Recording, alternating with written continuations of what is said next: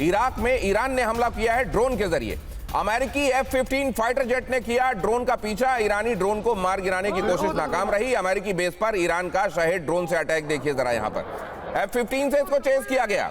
तो यहां पर भी वही दिखाई दे रहा है कि एक चींटी को मारने के लिए आपको हाथी लगाना पड़ा, और मान लीजिए वहां पर हाथी के ऊपर उसकी सूंड में चींटी घुस जाती तो हाथी को खत्म भी कर सकती थी। बहुत बड़ा जोखिम है। उसके बावजूद वो शहीद ड्रोन रोके ना रुका और आखिरकार जहां उसको लक्ष्य करके मारा गया था उसने जाकर उस जगह को हिट कर दिया। ये क्या बता रहा है? क्या स्ट्रैटेजी के मामले में, एग्जीक्यूशन के मामले में ईरान सुपरमेसी दिखा रहा है? और अभी तक अगर जो लोग वॉरफेयर समझते हैं, क्या वो ये कह सकते हैं कि हाँ, अमेरिका से ज्यादा सुपीरियर तरीके से अभी तक ईरान ने अपने कौशल को मैनिफेस्ट किया है? क्या विनोद ऑगस्टीन सर, इसको ऐसे देखा जाए?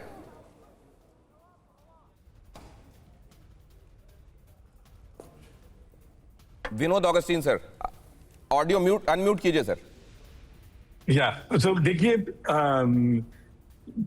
दिनेश जी, इनफैक्ट मैं इसके बारे में ट्वीट भी किया हूं। फाइटर हवाई जहाज ये स्लो मूविंग लो ऑल्टीट्यूड ड्रोन को इंटरसेप्ट करने के लिए बना ही नहीं है।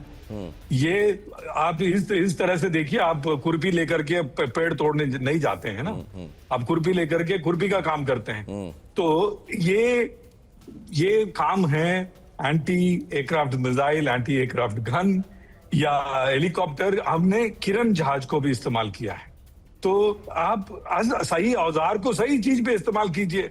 तो आप तो एक तो झूठ भी बोल रहे हैं, दुनिया को बेवकूफ भी बना रहे हैं, और गलत औजार लेकर के आप किसी गलत चीज के पीछे भाग रहे हैं। आज पूरा दिन मैं आपके ये जो शो से लेकर के मैं हंसी रहा हूँ, मैं हंसी नहीं रुकी जा रही है। इनकी जो, मुझे लगता है ट्रंप एक जनरल की तरह बिहेव कर रहा है, और जो ट्रंप बोल रहे हैं इनके जो चट्टे बट्टे हैं वही कर रहे हैं। अब ये खबर देखिए सर, तेल अवीव में ईरानी हमले के बाद तबाही का मंजर दिखाई दिया है। क्लस्टर बॉम्ब से हमले में रिहायशी घरों को नुकसान पहुंचा है।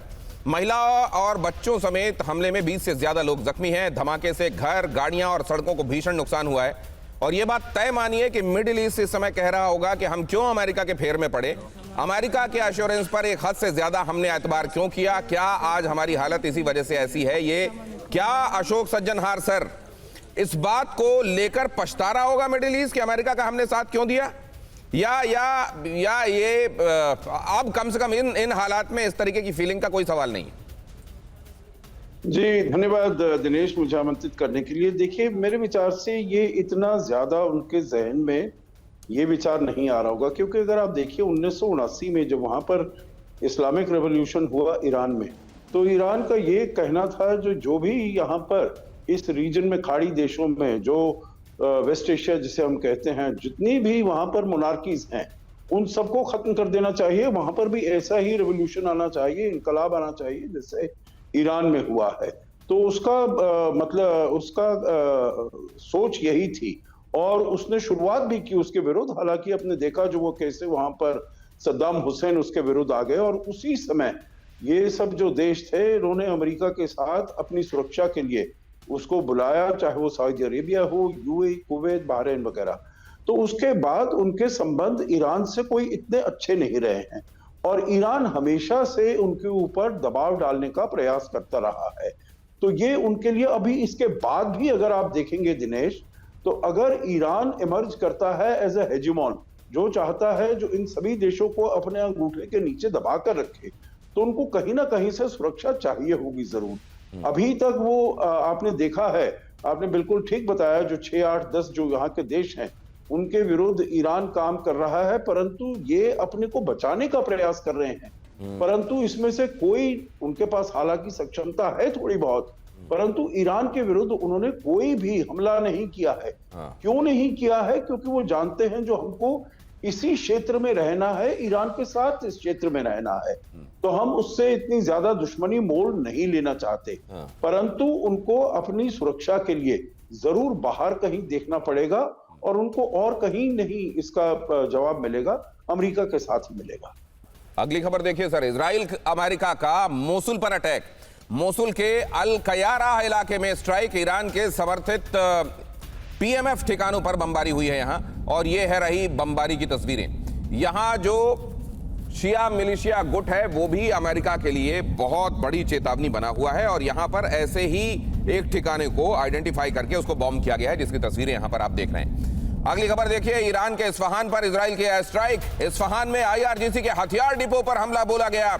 हमले में तबाह हुआ आईआरजीसी का हथियार डिपो। यह है आईआरजीसी का हथियार डिपो इस्फहान में, और उस पर हुआ यह हमला। देखिए, इस्फहान आप जानते हैं ईरान की न्यूक्लियर फैसिलिटी भी है, और वहां पर भी नतांज, फोर्दो, इस्फहान, बुशहर, इन तमाम जगहों को भी अमेरिका की तरफ से, इजराइल की तरफ से निशाना बनाया गया है। लेकिन सिर्फ इतना ही नहीं है, इन जगहों पर दूसरी मिलिट्री फैसिलिटीज भी हैं, और उन्हीं ऐसी ही एक मिलिट्री फैसिलिटी को निशाना बनाकर यहां पर उसको बॉम्ब किया गया है। अगली खबर की तरफ आपको ले चलता हूं। ब्रिटेन ने होर्मुज पर 35 देशों की बुलाई आपात बैठक।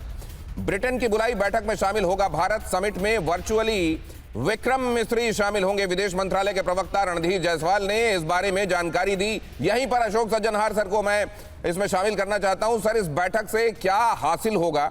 और दूसरा, पहले यह सुनने को मिल रहा था कि शायद पाकिस्तान इसमें नहीं है अभी तक। क्या पाकिस्तान ने फिर आखिरकार रजामंदी दे दी है? नहीं, अभी ये बात सामने नहीं आ रही है। पहले तो भारत और पाकिस्तान दोनों के इस बैठक से बाहर होने की खबरें आ रही थी, लेकिन अब पता चल रहा है कि भारत तो इसमें वर्चुअल तरीके से शिरकत कर रहा है। जी, मेरे विचार से देखिए, मेरे विचार से महत्वपूर्ण ये बैठक होगी।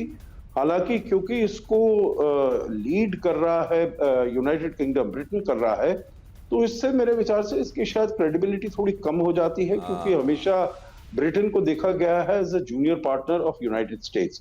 तो कहीं उसी का ये इनिशिएटिव नहीं हो, परंतु शुरुआत ऐसे कर रहे हैं जो ये डिप्लोमेटिक तरीके से इसमें खोलने का प्रयास किया जाए, उसके बाद इकोनॉमिक, और उसके बाद मिलिट्री के ऊपर आने का भी ये मैंने ऐसे देखा है, सुना है, पढ़ा है। लेकिन सर, इसको कैसे देखा जाएगा? प्रयास है, क्या ये अमेरिका के बिहेस्ट पर होने वाला एक इनिशिएटिव है, इसको ऐसे देखा जाएगा, या यूके की तरफ से इंडिपेंडेंटली इसको किया जा रहा है, उसको ऐसे देखा जाएगा? यूके की तरफ से इंडिपेंडेंटली किया जा रहा है, तो अमेरिका और आप देख रहे हैं डोनाल्ड ट्रंप और कीर स्टारमर के बीच में इस समय जो नर्म गर्म चीजें दिखाई दे रही हैं, तो यहां पर लिए गए किसी फैसले का एग्जीक्यूशन के हिसाब से क्या इंपॉर्टेंस देखते हैं आप? जी, अभी देखना पड़ेगा जो कि क्या इनके बीच में बातचीत होती है, किस प्रकार के इनिशिएटिव लेते हैं, क्योंकि ये ठीक है इसको लीड कर रहा है यूनाइटेड किंगडम, परंतु मेरे ख्याल से इसका दायरा काफी बड़ा है। मुझे देखना होगा कौन है 35 देश जो इसमें इंक्लूड हुए हैं, परंतु सभी जो देश हैं ये गल्फ कंट्रीज हैं, और मेरे विचार से और ग्लोबल साउथ के बहुत सारे देश होंगे जिनके ऊपर इसका प्रभाव बहुत ज्यादा पड़ा है, और चाहे वो साउथ ईस्ट एशिया के देश हों, ईस्ट एशिया के देश हों, और भारत, क्योंकि पूरा विश्व इससे प्रभावित है। जो ये तेल के दाम ऊपर हो गए हैं, वहां से तेल नहीं आ रहा है, एलपीजी नहीं आ रहा है, व्यापार का सारा रास्ता वहां पर एकदम खत्म हो गया है। फर्टिलाइजर हो, सल्फर हो, हीलियम हो, सप्लाई चेन्स हो, सारे डिसरप्ट हो गए हैं। तो इसीलिए मेरे विचार से एक बहुत बड़ी तादाद विश्व की वो इसमें जुड़ेगी, और अगर पहले कोई अपना मॉरल इसमें इन्फ्लुएंस करके ईरान के ऊपर दबाव डालने का प्रयास करे तो वो बेहतर होगा, क्योंकि ईरान भी आगे चलते हुए जब युद्ध खत्म होता है तो उसके कैसे संबंध होते हैं इन सभी देशों के साथ, आड़ी देशों के साथ प्रमुखता कैसे संबंध होते हैं,